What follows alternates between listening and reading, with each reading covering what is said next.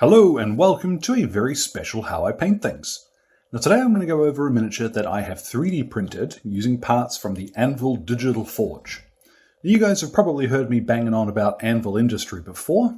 They do quite an enormous range frankly of resin parts which are compatible with all sorts of 28mm heroic figures. So if you're into, say, Astra Militarum for example, definitely worth checking out some of the options that are available there. Today I wanted to do something that I've printed off of my own machine though, so this one was come off an Elegoo Mars using the over-the-top parts, which came out on their Patreon a couple of months ago. Now this is quite a lot of fun to do. I actually enjoyed, it's a very simple method to be perfectly honest, and you'll see what I mean once we get going. So I'm going to list all of the paints in the description below. Let's get started. Now before we get started, let's just turn it around and get a look at the miniature itself. I've gone ahead and sprayed this guy with Death Guard green to prime him, and I did that exactly the same as if I would any plastic or resin miniature. Now if you're looking really closely, you can see some very faint stepping on the back of his coat here. Part of that is the layer height that I printed him at, like I wasn't going for insane detail. But I think once we've painted that and put him on the table, you're never going to see it, so don't worry too much about that. I would say he is easily the equal of, any of the sort of resin stuff that you'll get out there on the market. So, point one for home 3D printing, if that's something that you want to get into. What we'll start off with as far as painting, though, is I've got here some Mechanicus Standard Grey, just a little bit of water in my palette, and we'll go in ahead and paint his trousers with this. Don't worry too much if you do end up going over his leg wraps, for example. All we need is a nice flat grey, just to break up some of the green on the front of the model there. Now we're going to paint in his leather details, and for this I'm going to use Dryad Bark. There isn't really a correct colour for this. This is about what you think looks best. You might prefer the look of something like Rhino's Hide or Catachan Flesh. That's up to you. All I'm going to do is knock my camera about, and we'll just fill in all of these leather details now. Now that quite nicely goes on in one coat. So if you are looking for a leather colour, good old Dryad Bark, that's where I'd go. What I've got now is some Iron Hand Steel, and we're going to paint in all, funnily enough, of the metal and steel areas. Now on this chappie's faceplate, he's got like an actual faceplate and then sort of a mechanical thing underneath, which is plugged into his respirator. So I'm going to do the underside of that in metallic, and then we'll paint the actual faceplate a different color later. But anywhere that you want to be, obviously metal, get in there now with your Iron Hand Steel. And one of the things I really like about the the regiments range from Anvil in particular, whether it's 3D printed or not, is that they are all completely modular. So whether I print these parts at home or I order them online, when they arrive they'll all fit with other regiment stuff very closely, which is nice and simple, particularly if I'm looking to do real easy conversions or just mix up some parts and get something cool. Now these fellas, like the chap that I'm painting here, he came from a previous month's Patreon, so at the moment he's not available on the Digital Forge. But the guys at Anvil have said that they are working on making ways to get the old STLs available for purchase. So, they'll be a little pricier than if you were to have been signed up for the Patreon at the time, but you will be able to pick these guys up.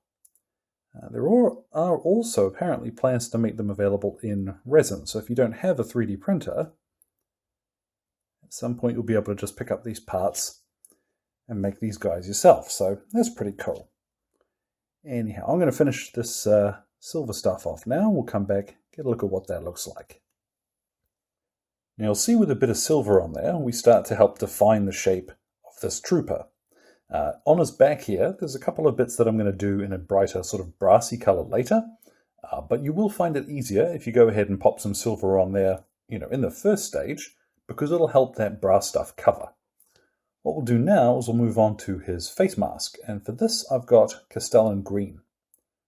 You might argue that in reality a gas mask would probably have the soft stuff underneath, so where I've done the silver, might be technically incorrect, but I'm not particularly fussed on the subject of mechanical correctness when it comes to my, grimdark future sort of miniatures. I'm just going to go with what looks cool.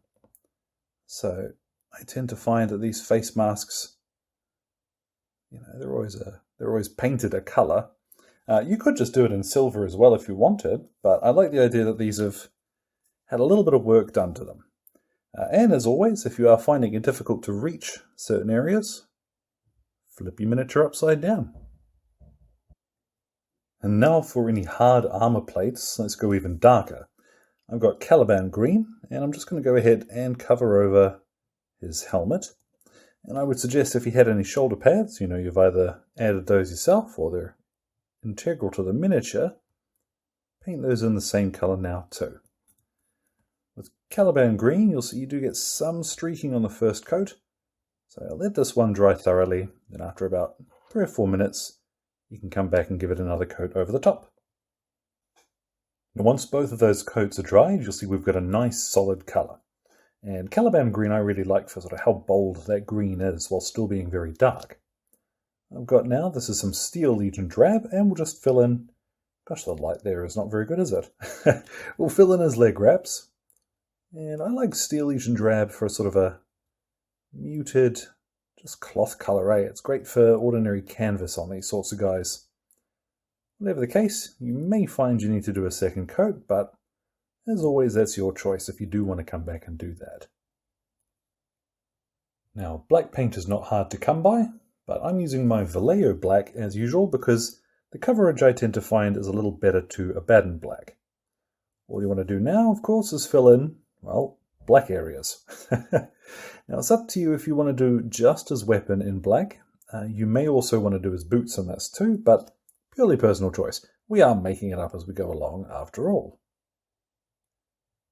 So while that's drying, we'll just whiz them around. And I've got here some Retributor Armor. I'm just going to pick out a couple of panels that I want to be that brassy color. My suggestion would be not to go overboard with this. And now the last thing we're going to do is I've got some Death Guard green from the pot. And I'm just going to go around and tidy up any little whoops areas. So bits where you want a slightly sharper line, like if you've gone a little overboard with some of your leather color. Whatever the case, just check out your miniature. Go around now. Now this stage is purely optional, but I've got here a little Balthazar gold. What I'm going to do is just touch in lightly any of the areas where he's got like a button or something pinning back his coat. This one probably had been a better idea to do before the tidy up stage, but I only just thought about it. So any little brass fittings on his jacket. There will be a couple of these on the front of him too, so make sure you're paying attention to where they show up. If you're struggling to reach them, don't worry about doing them, because you'll just make more of a mess that way. Now once all of those have had plenty of time to dry, it is time for your friend and mine, Agrax Earthshade. I've got my shade brush, and we're just going to apply this liberally over the entire miniature. Make sure that you are working it into all the recesses, and you'll see just immediately, oh my goodness, what a difference that makes. We'll give this about 20-30 minutes to dry, and then come back and have a look what that looks like when that's finished. Oh, doesn't that make a world of difference? I love this stuff. Now what a difference that makes, right? The good old Agrax Earthshade takes care of all of the shading, funnily enough, and it will make things quite dark. So we're going to go back and highlight just a few areas to bring a little bit of visual interest back to the miniature. So I've got here, this is Nurgling green, and you'll see it's fairly bright going on. The beauty with this one is that it is going to dry a little bit darker than it looks going on. So don't worry too much. It looks very bright by comparison. What we're doing is just a few lines. You see, that's really all I'm going to do on that front section there. You're just making it so that the shape of the miniature is visible from a distance. So where I mentioned earlier, those lines on the back of his jacket here, you won't see them on the table. Well, part of that is that you want to make sure that you can see some highlights from table distance. So like I said, some Nurgling green, just a little bit of water in there, as usual, and go around, and you're looking to really just sketch out some of the shape of the miniature. Okay, you don't want to go overboard, because you'll start looking very pale if you do that. Just a few areas where you want to be visible from a distance. Now I think I might have put on a little bit more than I expected there, but if we look at them from arm's length, yeah, that's pretty cool. Just flipping around quickly to get a look at the back there, and you see we're really just accentuating the shape of the model so that it is visible from a distance. I've got some Dawnstone here, and we're going to do the same thing on both his trousers. You don't have to do very much of these, to be honest. You could quite happily just ignore these entirely, I would say. Ooh, you probably want to do a slightly tidier job than I have just there. But you can also do the same color on his rifle. So any of these areas that are sticking up a little where you want straight lines, instead of trying to paint with the tip of your brush, flick lightly along with the side of your brush, and you'll get some of those areas a little more easily. As much or as little of this as you like.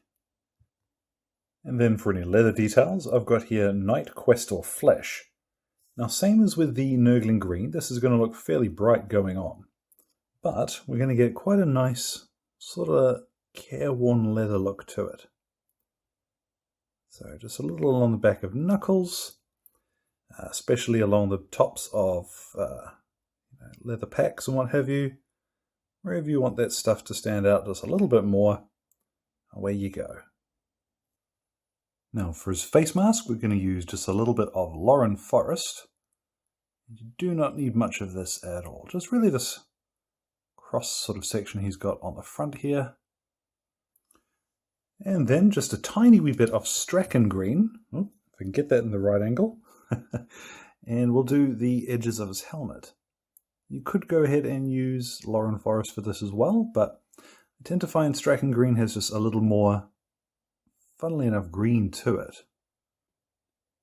Now we're getting well past the stage where I would normally just put this guy on the table and call him done, but I'm enjoying painting him, and if you do want to, take these guys a little further, it doesn't hurt to see how. So I've got here, this is some Stormhouse Silver.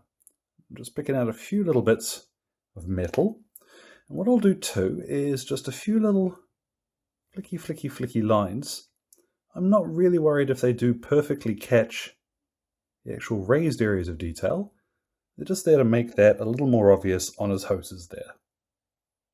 Now with all of those little details done, I also went in and added just a little bit of Stormhouse Silver to the corners of those sort of eye lenses. I ordinarily wouldn't bother putting like a color, like a little flash of red or something in there. You're going to struggle to get it in there, I think. So easier just to leave those blank and black. They'll look a little more realistic. What I'm thinking now is how to base them. And I like this whole sort of enclosed look he's got going. It says to me, hazardous environment. So I'm going to go for sort of a rad waste thing. And I'll put the recipe for this in the description. So make sure you have a look at that. Let's pop that on now, see how he looks. And then, surprising nobody, I've gone for a nice snowy base.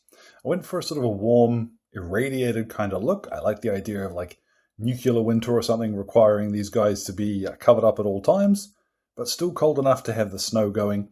I just think it's a cool look. As well, it does add a little bit of warmth to an otherwise quite dark miniature, and I think that's a nice touch. So again, as I mentioned, these specific parts will be available for purchase once the Anvil guys figure out a storefront that they're happy with using. I do thoroughly recommend, though, next month is coming out the post-apocalyptic parts from the Anvil Digital Forge, and those look so cool. I'm pretty sure you can cruise along and check out the preview for that now, so do go take a look. If you sign up as well, there is a pretty cool intro pack, as well as some neat stuff that's actually available at the moment, which, where did that go? If you manage to sign up in August, you will get the bike parts and a few cool heavy weapon bits as well, so that's quite a neat touch. So as always, thanks very much to Exit 23 Games for the light and sound equipment, as well as all of the patrons who've helped make these videos possible, including producers Jonathan Harris, Ben Hicks, Ellen Nuttall, Bosun, and Kyrie Crawford. Thank you very much one and all for your assistance. It really does help. So if you've got any questions, feel free to drop them in the old comment box below. My Twitter and Facebook are both linked there too. So thank you very much for your time, and you all enjoy the rest of your day.